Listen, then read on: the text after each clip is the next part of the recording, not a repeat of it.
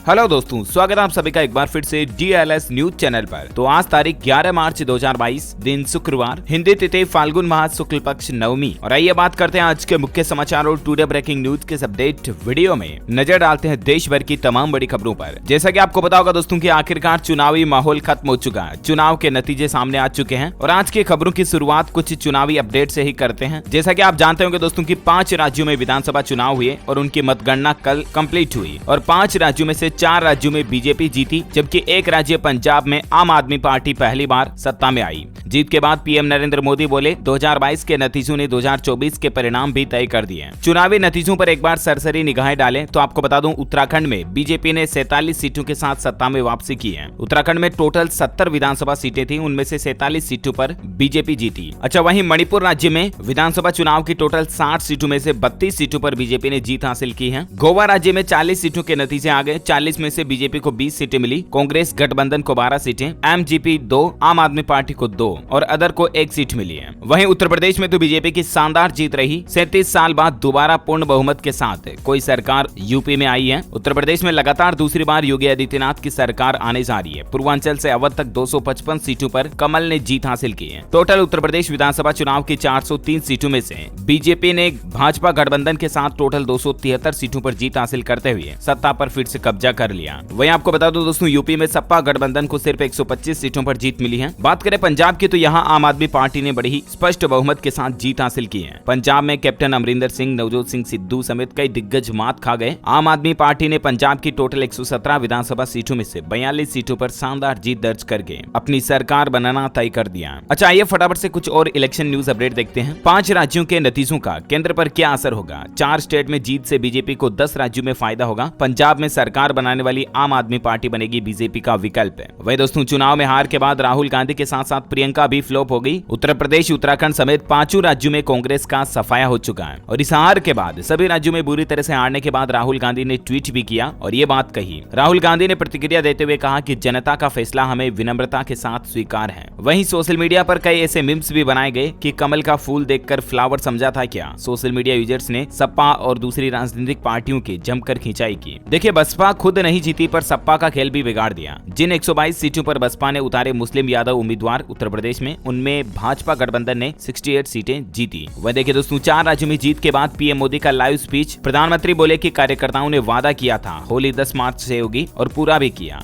UP के प्यार ने मुझे यूपी वाला बना दिया। कल ही 4 राज्यों में शानदार जीत के बाद बीजेपी के कई कार्यकर्ताओं ने जश्न मनाया और प्रधानमंत्री नरेंद्र मोदी ने भी पार्टी को संबोधित किया। पीएम मोदी ने भारत माता की जय का नारा लगाते हुए कहा कि ये आज उत्साह का दिन है और उत्सव का दिन है और ये उत्सव भारत के लोकतंत्र के लिए है। उत्तर प्रदेश में काशी की सभी 8 सीटों पर बीजेपी ने क्लीन स्वीप किया। विश्वनाथ मंदिर सीट पर भाजपा जीती, बीजेपी 10,000 वोटों से जीती, अजय राय हारे। वही दोस्तों परिवारवाद और भ्रष्टाचार से लेकर लोकसभा चुनाव 2024 तक की भी बातचीतें की पीएम मोदी ने इस जीत के बाद। बीजेपी की प्रचंड जीत पर पीएम मोदी के संबोधन की 10 खास बातें भी मैं आपको बताऊंगा। आगे जानेंगे कि पीएम मोदी ने क्या क्या बड़े ऐलान किए जीत के बाद। फिलहाल देखिए कुछ और अपडेट। आप पंजाब में बीजेपी को सिर्फ 2 ही सीटें मिली और पंजाब की हार पर पीएम मोदी क्या बोले। चारों राज्यों में भारतीय जनता पार्टी की जीत की सराहना करते हुए पंजाब में मिली हार पर भी पीएम मोदी ने बयान दिया और कहा कि आज भारत के लोकतंत्र का जश्न मनाने का दिन है। मैं चुनाव में भाग लेने वाले सभी मतदाताओं को धन्यवाद देता हूं और अगले 5 सालों में हमारा हर बीजेपी कार्यकर्ता पंजाब राज्य के लिए भी अच्छे काम करेगा और अच्छे भविष्य के लिए प्लानिंग बनाएगा। ये कहना है पीएम मोदी का। वहीं उत्तर प्रदेश के मुख्यमंत्री योगी आदित्यनाथ को बड़ी जीत मिली। यूपी इलेक्शन में 1,02,000 वोटों से वो जीते और उत्तर प्रदेश में इस शानदार जीत के बाद यूपी में योगी का भी जश्न मनाते हुए कुछ तस्वीरें आप देख सकते हैं। योगी ने लगातार दूसरी बार बहुमत हासिल कर होली खेली। सिराथू में डिप्टी सीएम केशव मौर्य को मिली हार। यूपी ने योगी को रिपीट किया। योगी ने लगातार दूसरी बार बहुमत हासिल कर होली खेली और यूपी के रिकॉर्ड तोड़ 71 साल में पहली बार कोई ऐसा सीएम है जो लगातार दूसरी बार मुख्यमंत्री बनेगा। कुल मिलाकर के यूपी में योगी का जलवा साफ साफ दिखाई दे रहा है। वहीं भाजपा की शानदार जीत पर गृह मंत्री अमित शाह ने भी जनता का आभार जताया और उन्होंने कहा कि ये सुशासन और जनता की जीत है। अयोध्या की 3 सीटों में बीजेपी आई, 2 सपा ने जीती। मंदिर वाली सीट से वेद प्रकाश, रुदौली, रामचंद्र और बीकापुर से अमित विजयी जीते। वह देखिए दोस्तों नीतीश कुमार ने भी बीजेपी के साथ साथ अरविंद केजरीवाल को भी बधाई दी। मणिपुर को लेकर भी पहला रिएक्शन दिया। नीतीश कुमार जो कि बिहार के मुख्यमंत्री हैं, उन्होंने दिल्ली के मुख्यमंत्री अरविंद केजरीवाल की आम आदमी पार्टी को भी बधाई दी और बीजेपी को भी बधाई दी जीत के लिए। यूपी में भाजपा की शानदार जीत के बाद कई शहरों में बुलडोजर पर रैली भी निकाली गई। मेयर ने भी बुलडोजर पर चढ़कर जश्न जश्न मनाया। वहीं विधानसभा चुनाव में मिली शर्मनाक हार पर बोले कांग्रेस नेता शशि थरूर, अब बदलाव को टाला नहीं जा सकता। उन्होंने कहा कि कांग्रेस की इस शर्मनाक हार से हर कांग्रेसी दुखी है और अगर हम ये चाहते हैं कि पार्टी मजबूत हो तो पार्टी को नए विचारों और एजेंडों के साथ देश के सामने आना होगा। भाजपा की जीत पर पीएम मोदी बोले, मां गंगा के राज्य से लेकर पूर्वोत्तर तक आशीर्वाद मिला और पीएम ने कहा कि आज से ही होली शुरू हो चुकी है। उत्तर प्रदेश के मुख्यमंत्री योगी आदित्यनाथ बोले कि चुनाव से पहले जो भ्रम फैलाया गया और जो साजिशें रची गई वो नाकाम हुई। वह देखिए दोस्तों, पंजाब के भी आम आदमी पार्टी के नतीजों के बाद जो भगवंत मान आम आदमी पार्टी के मुख्यमंत्री कैंडिडेट्स हैं पंजाब से, उन्होंने जीत के बाद मंच पर मां को गले लगाया और बोले कि पंजाब ने अपनी जिम्मेदारी निभाई, अब मेरी बारी है। जीत के बाद ये इमोशनल मोमेंट भी देखने को मिला। प्रचंड जीत पर बोले दिल्ली के मुख्यमंत्री केजरीवाल, जनादेश से साफ किया केजरीवाल आतंकवादी नहीं बल्कि सच्चा देशभक्त है। पंजाब में आम आदमी पार्टी की जीत से केजरीवाल खुश होते हुए बोले कि आम आदमी को चुनौती मत दो, कुर्सियां हिल जाएगी। वहीं मणिपुर राज्य में एन बीरेन सिंह, जो कि एक फुटबॉलर से लेकर पत्रकार तक का सफर तय कर चुके हैं, वही दूसरी बार मुख्यमंत्री बनने जा रहे हैं। गोवा राज्य में भी बीजेपी लगातार तीसरी बार सरकार बनाएगी। 20 सीटें जीती, 3 निर्दलीय और एमजीपी के 2 विधायकों ने भी बीजेपी का समर्थन दिया। वहीं दोस्तों यूपी में योगी के 80% मंत्री पास हुए। योगी के 42 में से 33 मंत्री जीते, लेकिन डिप्टी सीएम केशव प्रसाद मौर्य समेत 8 मंत्री हारे भी। पंजाब में कांग्रेस के 12 में से 8 मंत्री हारे। सीएम चन्नी के साथ डिप्टी सीएम सोनी और 5 पूर्व मुख्यमंत्रियों को भी तगड़ी हार मिली। ओके, तो ये कुछ चुनावी माहौल और सिलसिले के जो अपडेट थे वो सभी मैंने आपको एक साथ बता दिए। और आइए अब नजर डालते हैं देश से जुड़ी कुछ और महत्वपूर्ण काम की खबरों पर। देखिए दोस्तों, भारत के लिए एक बहुत ही अच्छी बात निकल कर आ रही है कि अगले वित्त वर्ष में 7.8% की दर से ग्रोथ करेगी इंडियन इकोनॉमी। क्रिसिल के द्वारा जारी रिपोर्ट में ये अनुमान लगाया गया। वह देखिए, फर्टिलाइजर यानी कि खाद वगैरह की कीमतों में आ सकता है तेजी से उछाल, प्रतिबंधों पर पुतिन ने दी चेतावनी। जानकारी के लिए बता दूं, रूस सालाना 5 करोड़ टन उर्वरक का उत्पादन करता है, जो कि दुनिया के कुल उत्पादन का लगभग 13% है। वहीं रूस सिंथेटिक फर्टिलाइजर का भी दुनिया का सबसे बड़ा निर्यातक है। तो रूस और यूक्रेन के बीच चल रहे मसले के चलते किसानों का जो खाद वगैरह उर्वरक है वो भी महंगा हो सकता है। अच्छा, डॉलर के मुकाबले रुपये में लगातार दूसरे दिन बढ़त देखी गई। 19 पैसे मजबूती के साथ बंद हुआ और अभी डॉलर का रेट 76.27 रुपये चल रहा है। वहीं देखिए, नए रिकॉर्ड स्तर पर अमेरिका में महंगाई दर फरवरी में बढ़त के साथ 7.9% पर पहुंची। अमेरिका में भी महंगाई काफी ज्यादा बढ़ रही है। इसके पीछे 2 वजह, एक तो कोविड-19 और दूसरा रूस और यूक्रेन के बीच चल रहे मसला भी महंगाई की वजह है। वहीं देखिए, रूस पर प्रतिबंध से भारत में बढ़ेगी सेमीकंडक्टर की सप्लाई और इससे नई कारों का इंतजार घटेगा। सेमीकंडक्टर चिप की सप्लाई बढ़ेगी तो कारें जल्दी ग्राहकों को डिलीवर हो पाएगी। प्रधानमंत्री नरेंद्र मोदी ने की दुनिया भर के निवेशकों और कारोबारियों के साथ बातचीत और बजट में जो सरकार ने ऐलान किए थे उन पर चर्चा भी की।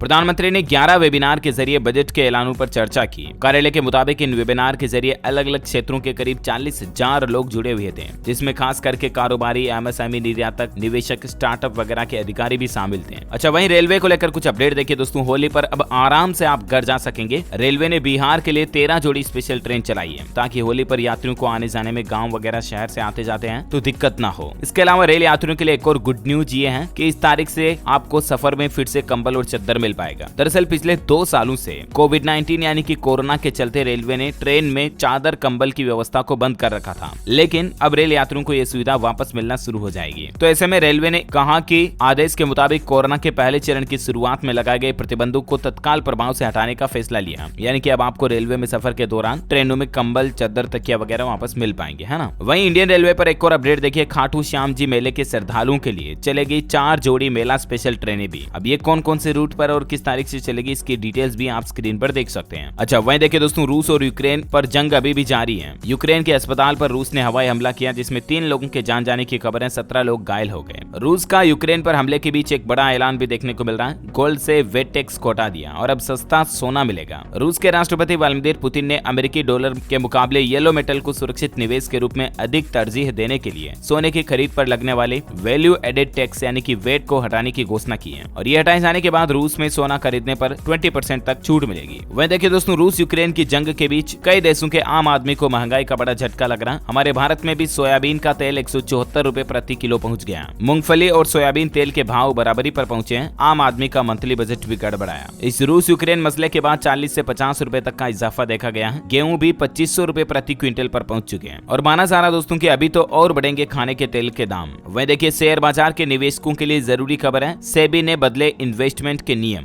दरअसल सेबी ने छोटे निवेशकों को राहत देते हुए यूपीआई के जरिए डेट सिक्योरिटीज में निवेश की लिमिट को बढ़ा दिया है, यानी कि सीमा को बढ़ा दिया। खुदरा निवेशक अब यूपीआई के जरिए डेट सिक्योरिटीज के पब्लिक के इश्यूज में 5 लाख रुपए तक निवेश कर पाएंगे, यानी कि पब्लिक IPO वगैरह जो आते हैं उनमें अब आप 5 लाख रुपए तक का निवेश UPI के जरिए कर पाएंगे, है ना। अच्छा वहीं देखिए राजस्थान में 18-19 जून को होगी कंप्यूटर अनुदेशक की भर्ती परीक्षा। रिटर्न के आधार पर होगा सिलेक्शन। 100 नंबर का पेपर होगा, हर प्रश्न पर 1 अंक मिलेगा। आपको पता होगा राजस्थान में 10,157 पदों पर कंप्यूटर अनुदेशक की भर्ती निकली हुई है, जिसमें बेसिक कंप्यूटर अनुदेशक का एग्जाम 18 जून को होगा और इसी में वरिष्ठ कंप्यूटर अनुदेशक की भी भर्ती है 295 पदों की, उसका एग्जाम 19 जून को होगा। ज्यादा जानकारी आप RSMSSB के ऑफिशियल पोर्टल पर चेक कर लीजिएगा। चलिए अगला अपडेट देखिए, किसानों के लिए अच्छी खबर आई है, सरकार जल्द ही शुरू करने जा रही है ये सुविधा। जी हाँ, कृषि मंत्रालय और CIB और RC कृषि क्षेत्र में तेजी से आवेदनों का निपटान करने तथा फसल स्वास्थ्य निगरानी एवं मिट्टी के पोषक तत्वों का छिड़काव सहित अन्य जरूरी कार्यों के लिए ड्रोन को अपनाने पर संयुक्त रूप से काम कर रहे हैं और जल्द ही किसानों को खेती के लिए ड्रोन की सुविधा सरकार की तरफ से मिलना शुरू हो जाएगी। इसकी घोषणा सरकार ने बजट में भी की थी, आपको पता होगा तो। अच्छा वहीं देखिए भारत के हर शहर में प्रत्येक घर को जल्द ही नल से मिलेगा शुद्ध जल। 100 स्टार्टअप के साथ शुरू होगा पायलट प्रोजेक्ट। दरअसल सरकार जल सुरक्षा के मामले में शहरों को आत्मनिर्भर बनाने की योजना शुरू करने वाली है और इसके तहत 100 स्टार्टअप के साथ पायलट प्रोजेक्ट शुरू किया जाएगा और इसके परिणाम स्वरूप अगले 5 वर्षों में भारत के सभी शहरों में पुख्ता जल प्रबंधन की व्यवस्था हो जाएगी। शहरी जल जीवन मिशन नामक इस योजना के पहले चरण में पायलट प्रोजेक्ट के लिए 100 स्टार्टअप चयनित किए जाएंगे और सरकार इस प्लानिंग को और ज्यादा तेजी से शुरू करने जा रही है। वहीं हवाई यात्रियों के लिए बड़ी खुशखबरी आ रही है, कम होगा फ्लाइट का किराया। आखिर क्यों? तो दरअसल इसके पीछे वजह है, हाल ही में आपको पता होगा सरकार ने इंटरनेशनल फ्लाइट्स के बैन को हटाने की घोषणा की थी, क्योंकि इतने दिन कोरोना वगैरह के चलते अंतर्राष्ट्रीय उड़ानों पर प्रतिबंध लगा हुआ था। तो ये प्रतिबंध 27 मार्च से हटने जा रहा है, यानी कि 27 मार्च से सभी इंटरनेशनल फ्लाइट शुरू हो जाएगी। तो अब जितने भी एयरलाइंस कंपनियां हैं उनकी सभी इंटरनेशनल एयरलाइन फ्लाइट शुरू होने के बाद आम आदमी को सस्ते किराए में सफर करने का मौका मिलेगा, क्योंकि इतने दिन लिमिटेड एयरलाइंस ही चल रही थी तो इस वजह से किराया महंगा था। अच्छा वहीं देखिए भारत के इस शहर में जल्द ही बनेगा आयुर्वेद का WHO ग्लोबल सेंटर। कैबिनेट से इसकी हरी झंडी भी मिल चुकी है। जी हाँ, देश में भारत की प्राचीन चिकित्सा पद्धति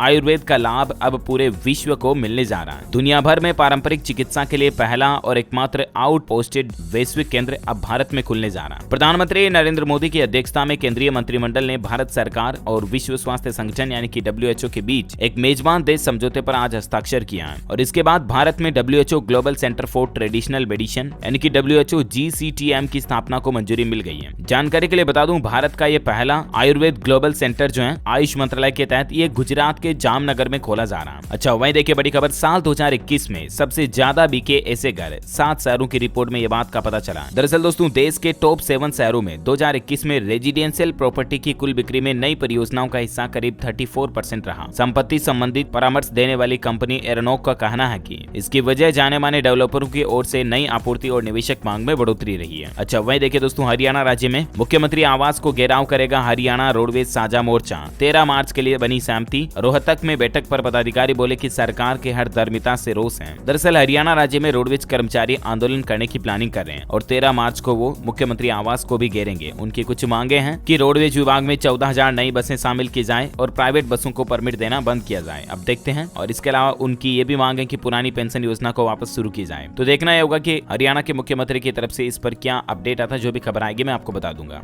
अच्छा वहीं देखिए छत्तीसगढ़ से खबर आ रही है कि जहां किसानों का धरना अब वह प्रतिबंधित क्षेत्र होगा। मंत्रालय, सचिवालय और PHQ के पास धारा 144 लागू हो चुकी है। रैली करने वाले थे विरोध प्रदर्शन कर रहे किसान। छत्तीसगढ़ रायपुर में ये धारा 144 लागू की गई है। अच्छा खेल समाचार पर खबर देखिए, women's world cup points table में न्यूजीलैंड से हार के बाद 5वें नंबर पर आई टीम इंडिया। 12 मार्च को अब वेस्ट इंडीज से मुकाबला होगा भारत का। साथ ही देखिए दोस्तों, राजस्थान में सरकार ने एक बड़ी घोषणा की है। मुखबिर योजना में अब 3 लाख का इनाम मिलेगा। भ्रूण लिंग परीक्षण की सही सूचना देने वालों को राज्य सरकार से ये इनाम की राशि मिलेगी। दरअसल राजस्थान में राज्य सरकार भ्रूण लिंग जांच को रोकने के लिए मुखबिर योजना के तहत राशि की घोषणा की है। और मतलब जो ये गर्भावस्था के दौरान महिलाओं में पेट में बच्चा बच्ची की जांच करते हैं ना कि लड़का है या लड़की है सोनोग्राफी के जरिए, तो ऐसी जांच का अगर आप शिकायत करते हो, कंप्लेन करते हो, तो आपको राज्य सरकार की तरफ से 3 लाख रुपए की राशि दी जाएगी। इसके लिए कंप्लेन आप इस ईमेल के जरिए भी कर सकते हैं या 104 या 108 नंबर पर भी कर सकते हैं। अच्छा साथ ही देखिए बड़ी खबर, अंतर्राष्ट्रीय महिला न्यायाधीश दिवस मनाया गया कल ही। सुप्रीम कोर्ट में पहली बार इस तरह का समारोह मना। CJI ने कहा कानूनी शिक्षा में लड़कियों को भी आरक्षण मिलना चाहिए। करंट अफेयर्स के हिसाब से इंपोर्टेंट है। देश में पहली बार अंतर्राष्ट्रीय महिला न्यायाधीश दिवस कब मनाया गया? ध्यान रखिएगा 10 मार्च को सुप्रीम कोर्ट में। ओके, और अगला अपडेट देखिए दोस्तों, आपको चूना लगाने के लिए जालसाज अपना रहे ये तरीका। भारतीय रिजर्व बैंक ने बचने की सलाह भी दी दी है। दरअसल दोस्तों रिजर्व बैंक का कहना है कि एकीकृत लोकपाल योजना 2021 के नाम से सोशल मीडिया पर कुछ फर्जी योजनाएं चल रही हैं, तो उनसे आप बचें। गलत सूचना फैलाने वाले की खबर मिलने के बाद आरबीआई ने संज्ञान लिया है। अगर आपको भी इस तरह की कोई जालसाजी सोशल मीडिया पर नजर आती है तो आप इन टोल फ्री नंबर पर शिकायत कर सकते हैं 14448, या आप rbi.org.in पर भी अपनी कंप्लेंट दर्ज करा सकते हैं, ठीक है ना। और मैंने आपको कई बार डिटेल में ये जानकारी भी बताई दोस्तों कि सोशल मीडिया पर कई सारी फर्जी योजनाएं, फर्जी स्कीमों के बारे में लोग बाग जो है लिंक शेयर करते हैं और मैसेज शेयर करते हैं कि इस लिंक पे क्लिक करें तो आपको सरकार की ये योजना मिलेगी फलाना टीम का। उनमें आपके साथ धोखाधड़ी होती है, आपके बैंक खाते की डिटेल मांग ली जाती है और उसके बाद आपके खाते से और उल्टे पैसे उड़ा लिए जाते हैं, है ना। तो ऐसी फर्जी स्कीमों के जांचों में आप ना आए, बल्कि अच्छी तरह से जांच पड़ताल करने के बाद ही आप किसी सरकारी योजना के लिए अप्लाई करें। ओके, और चलिए दोस्तों आज के मौसम अपडेट देख लेते हैं। राजस्थान में बारिश और ओलावृष्टि से बदला मौसम। अजमेर में बिजली गिरने से एक बच्चे की मौत हो गई और 13 भेड़ों के भी जान जाने की खबर है। वहीं राजस्थान में आज मंडी का भाव देखिए आप, बारिश के कारण कई मंडियों में सुस्त रहा कारोबार। आज सरसों में 100 रुपए की तेजी देखी गई। साथ ही मध्य प्रदेश का मौसम देखिए आप, हवा पानी का अलर्ट है। नीमच उज्जैन में ओले गिरे, 24 घंटों में चंबल और मालवा भीगेगा। खेतों में बिछी गेहूं की फसल, किसान भाई लोगों को बड़ा नुकसान हुआ। संपूर्ण भारत का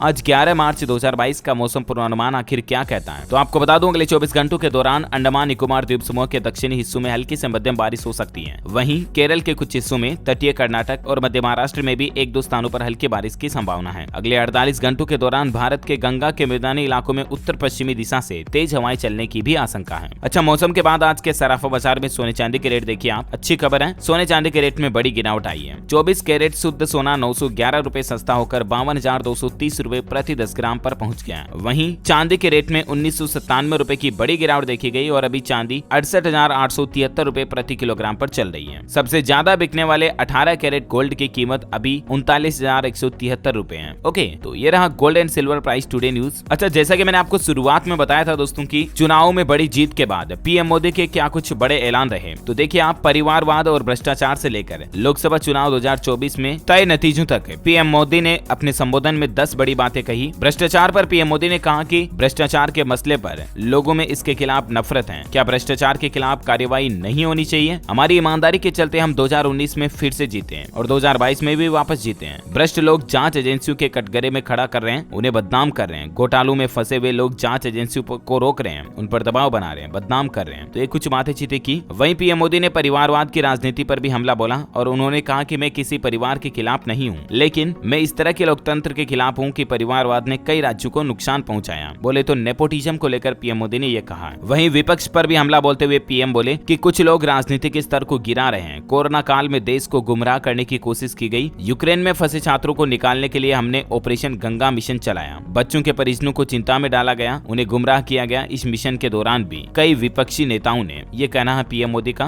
5 राज्यों के चुनावों में बीजेपी को पंजाब में निराशा झेलनी पड़ी, यहाँ उसे केवल 2 सीटें मिली। इस पर पीएम मोदी ने कहा कि पंजाब में बीजेपी और उभरेगी। कार्यकर्ताओं ने खूब मेहनत की है। पंजाब के लोगों को अलगाववादी ताकतों से सावधान रहने की जरूरत है। वहीं पीएम ने कहा कि मैं गरीब के घर तक उसका हक पहुंचाए बिना चैन से बैठने वाला नहीं हूं। गरीबों तक योजनाएं पहुंची जाए। जहां भी माताओं बहनों ने पुरुषों के मुकाबले ज्यादा वोट किया, वहां बीजेपी बम्पर जीती है। हमने 4 चुनाव में करके दिखाया कि भारत की बहन और बेटियां बीजेपी पर भरोसा कर रही हैं। चुनाव ने ये बात साफ कर दी है। पीएम मोदी ने कहा कि यूपी की जनता ने जाति की बातें करने वालों को बड़ा संदेश दिया है। जातिवाद के नाम पर बदनाम करने वालों को जवाब भी दिया। उन्होंने कहा कि जाति का मान देश को जोड़ने में होना चाहिए, ना कि तोड़ने में। वहीं पीएम बोले कि यूपी के नतीजों ने कहा कि यूपी ने देश को कई प्रधानमंत्री दिए हैं, लेकिन पहली बार किसी मुख्यमंत्री को दोबारा चुना गया। 37 साल बाद पहली बार दोबारा सरकार रिपीट हुई और गोवा में भी जीत की हैट्रिक लगी है। उत्तराखंड में भी पहली बार सरकार दोहराई गई है। भाजपा को चारों दिशाओं से आशीर्वाद मिला। पीएम मोदी बोले कि आज का दिन भारत के लिए लोकतंत्र का उत्सव का दिन है। इस जीत के लिए पीएम मोदी ने देश की महिलाओं और युवाओं को भी क्रेडिट दिया और कहा कि पहली बार वोटर्स ने बीजेपी की जीत पक्की की है। पीएम बोले कि देश ने अभी कुछ दिन पहले तक कोरोना महामारी झेली है। अभी दुनिया इस कठिन दौर से बाहर भी नहीं निकल पाई कि यूक्रेन और रूस की जंग ने दुनिया भर के देशों को चिंता में डाल दिया। इस वक्त जो युद्ध चल रहा है उसका असर हर देश पर पड़ रहा है। भारत शांति के पक्ष में है, बातचीत से हर समस्या को सुलझाने के पक्ष में है, लेकिन जो देश सीधे युद्ध से लड़ रहे हैं, भारत का उन देशों से आर्थिक सुरक्षा, शिक्षा और राजनीतिक दृष्टि से नाता भी है। और अंत में पीएम मोदी ने कहा कि मैं समझता हूं कि उत्तर प्रदेश के नागरिकों को जातिवाद में बांटकर वे उन जातियों और उन नागरिकों का अपमान करते थे, पूरे उत्तर प्रदेश का अपमान करते थे। और इस देश के लिए बड़े ही दुख की बात है कि मैं खुद वह दुख अनुभव करता था जब ये ज्ञानी लोग उत्तर प्रदेश की जनता को सिर्फ और सिर्फ जातिवाद के तराजू से तोलते थे, जातिवाद की दृष्टि से देखा करते थे और जनता ने भी ऐसे लोगों को करारा जवाब दिया। तो ये कुछ पीएम मोदी ने जीत के बाद शाम के समय अंतिम जश्न के दौरान कार्यकर्ताओं को संबोधन में और देशवासियों को ये बातें चीतें कही। ओके, तो इसी कड़ी में आज दिन भर की तमाम बड़ी खबरें, मुख्य समाचार, टुडे ब्रेकिंग न्यूज का अपडेट वीडियो यहीं फिनिश होता है। और हाँ, आप मुझे कमेंट करके बताइए दोस्तों की क्या इन 5 राज्यों में विधानसभा चुनाव में जीत का असर साल 2024 के लोकसभा चुनाव में भी देखने को मिलेगा, हाँ या नहीं? आपकी इस पर क्या राय है, यस अथवा नो, इस वीडियो के नीचे कमेंट बॉक्स में जरूर लिखिएगा। और साथ ही अगर आपको वीडियो अच्छा लगा तो इसे लाइक करना और शेयर भी करना अपने दोस्तों के साथ फेसबुक और व्हाट्सएप पर। और हाँ, आप हमारे चैनल DLS न्यूज को सब्सक्राइब करके बेल आइकन भी जरूर दबा देना ताकि आपको रोजाना के ताजा अपडेट्स और काम की खबरें तुरंत आपके मोबाइल पर मिलती रहेगी। Thank you, take care, good bye, जय हिंद, जय भारत, वंदे मातरम।